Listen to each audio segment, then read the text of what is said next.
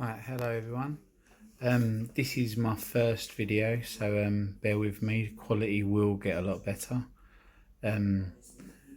Basically, I bought this in my shop as spare or repair. Get them in quite a bit. NES consoles in general always suffer with a few issues. One of the main issues is blinking red light, or they suffer with not reading cartridges, and it's the 72 pin connector and blah de blah.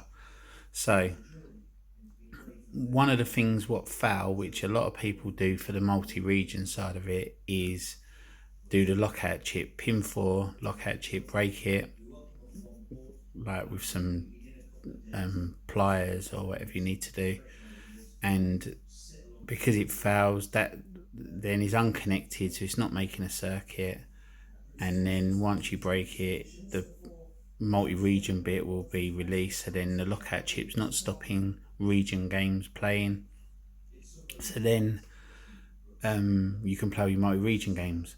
But what a lot of people don't say on a lot of the videos is also, if you disconnect a failed lockout chip, it should get rid of the blinking red light. It's not always the 72 pin connector. Yeah, they do need cleaning most of the time, but a lot of the time, if you get rid of the failed lockout chip, that should stop the blinking red light. So even if you don't want to play multi-region games like NTSC, PAL, depending on what region you're in, then that is another way around it. I am in the middle of sorting out a proper setup, so I'll have better videos with better intros and all that, but everyone's got to start somewhere, so I hope people like the video and subscribe. And then now I'm going to open this up. As you can see, straight away it's got the blinking red light. Some people turn it off, get a cartridge, put it into the slot, and then put it down. You'll see still got the blinking red light. And some people turn it to the side, lift it up, do that, because that gets the 72 pin connector to maybe grab hold of the connectors, and then put it down. But you can see not makes a difference. On some cases that can work, but it's only a temporary thing. It's just hit and miss. 1 minute it'll work, the next minute it won't.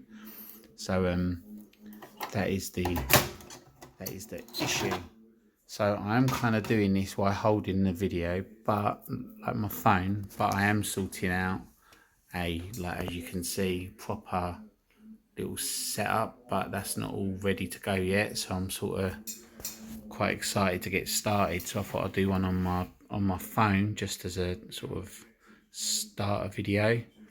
There's going to be a load of different, because we've got quite a big retro store. I'll get a lot of unusual bits in, and I'm going to do some unboxing. I'll get a lot of stuff from the States in quite early as well, like quick stuff. So going to do some unboxing on unusual controllers, different setups, maybe a bit of modding, maybe doing some switch disc mods, and over time we'll do a lot more videos. But like I said, got to start somewhere, so I've set up this little bit of workspace just to have a little play around, especially as in the UK we're in lockdown at the moment, so it's sort of given me the time to sort of maybe do a video, maybe promote the store, maybe do a little shop tour here and there, and you know, just some unusual stuff. I'd really like comments to see how I can improve what I'm doing. I'll take everything on board, and then we'll go from there. So what I'm going to do is I'm going to start by pausing the video, because I'm not editing anything at the moment. I'm going to take it apart, start the video up again so you can see the insides and how to get down the layers, and then we'll go from there. But like I said, once the setup's a lot better, I will do the video straight through, so I'm not pausing anything, and we'll go from there. Right, so first of all, you have to undo the screws. They're all the same size screws, so there's no having to put them separate for certain ones. If you're using a screwdriver like that, you will need to, it's alright to do the middle ones, but where they do the hole at a slight angle, you need to use, I use a, it fits perfect, but I use a flat-ended, even though it's a Phillips, but it fits perfect in there, and obviously there's no worry about it going in the hole where them other ones, even though they're really good for the rest of the screws, they're not so good for the case screws. So the next thing we do is turn it over the other way, and then, sorry about the thing, but I'm trying to hold the, so lift that, see what the condition is in here. So it's not too bad. The customer that bought it in did say it's literally been sitting in his loft for I don't know how long, but that is the thing. You just have to go through layers. All the screws other than two, if I can remember, the two screws what hold the there's four screws that hold it, but there's two screws that are slightly longer, but other than that every screw's near enough the same. Then you've got controller 1 and 2, then you've got the power reset, and all that is in here. So that's the this is the next step. Right, so now I've taken the RF shield. Screws are quite basic. It's literally 2 screws at the side there. There's 3 screws just there, and one by just a cable there. So there's 3 screws there. 1 screw at the other end holding the shield, and then there was just 2 at the back. So it's quite straightforward, and then it just lifts straight off. So then we've got, if you can see, so if I'm making you dizzy, I'm just trying to kind of do this with one hand at the moment. But yeah, you've got 1 screw there, then you've got 1 screw that's at the front of the casing. Then these are the different size screws, so you've got still the same standard screw there, and then you've got the other standard one here. You just take them out. Then these ones, what are the end case ones, I'm sure these are longer, but they're like the edge of the screw. So these ones here,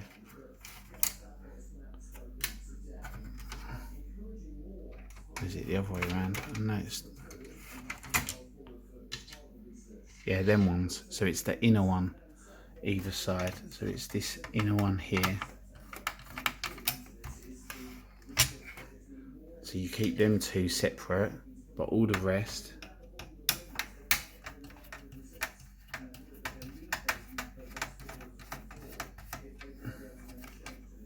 can go with the other pile.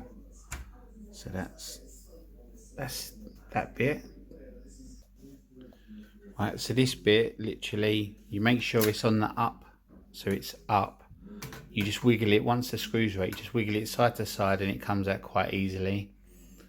Then there's 2 more screws just down by the RF bit, like I left one in there so you can see, and then there's one on the other side. You undo to them, and then the board lifts up slightly, then you literally do pull out controller port 1, then controller port 2's at the side, then the power and the reset button, you just pull them out and the board lifts off. Then if you decide you wanted to, while it's open anyway, clean the 72 pin connector or just replace it, that's quite a sort of straightforward thing to do. You literally hold that on quite a grip, go side to side, and this whole connector comes off. Then get some isopropyl alcohol, cotton bud, do all the contacts on the board. Then you go down all the contacts with the side with it on, all the way along, making sure there's no bent pins or anything else. If there is, it's best just to replace it. And then use the dry side, wipe it exactly how you done it with the wet side, but the other side round. Put it back on. You should be good to go, as long as there's no damaged pins or anything like that. Now, turn it over.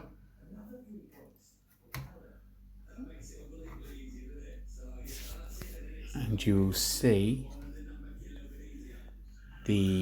by the RF, so it's best to do it this way round.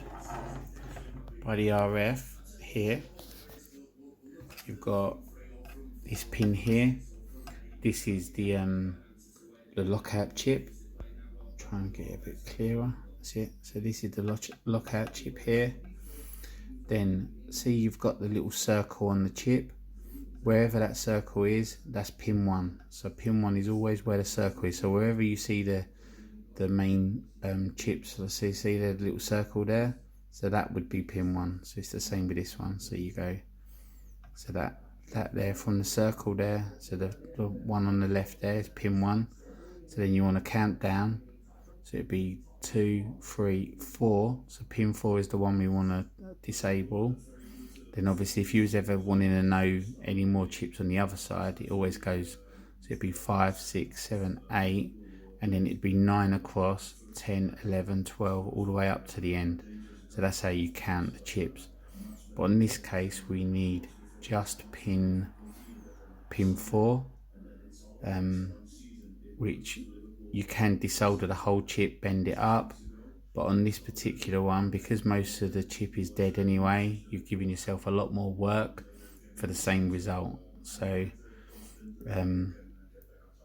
we get on with it.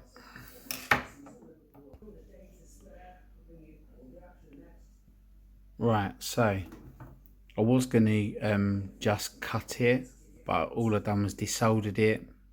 You just use a bit of braid, just heat up your soldering iron. I will do more detailed videos in the future, but like I said, at the moment I'm just starting out, so I just thought I'd just make a quite basic video, but as time goes on the videos will get a little bit more professionally looking, but like I said, you've all got to start somewhere, and this is really my first attempt on not the best equipment, and trying to kind of do it one-handed as well, which isn't easy.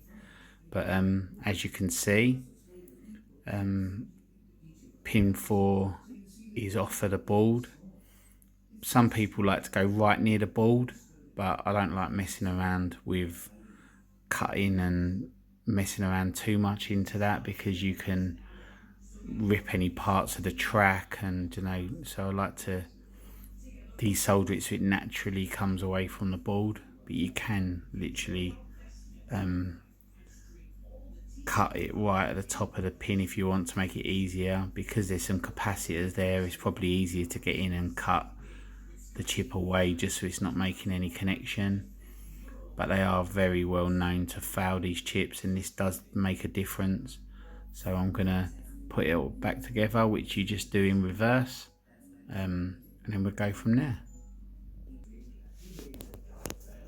Right, so now I haven't put it all back together, as you can see, but all I've done is put controller ports back in there. I haven't put all the screws or anything into the cases, just to so you can see the how it's open and everything else. So all I've done is put power in, put the AV cables in. So this is a gain I've bought from downstairs. So you literally plug that in. Well, straight away, there's no blinking red light. Just in case you think it's a fluke, pull it out. Give it a nice blow in there, so you can see. You can see it's sometimes you don't really think it's a fluke, but yeah, no flashing red light. So that is literally the best way around to stopping the blinking red light. And then once you know it's not blinking, it's very rarely that because if there was a problem with a 72 pin connector, even with that broken, would make it flash. So it's not just a bypass. So when it's not flashing straight away by doing that, and you put the game in, you know your games are good to go. So I hope this has been helpful, and like I said, there's no videos on it at the moment other than this one, but it'd definitely be worth subscribing, because I will be doing better quality videos in the future, and a lot more. I'm going to do this video again, but in a lot more detail when everything's set up, and I will be doing a lot of, like, when I buy big lots of stock in, and we can go through it together and see what I've got, and I think it's quite exciting. Plus be doing some N64 bits, and Dreamcast and lasers and mods and all sorts of stuff. So yeah, well, my name's Steve, and thanks for watching, and I'll see you on the next video. Bye for now.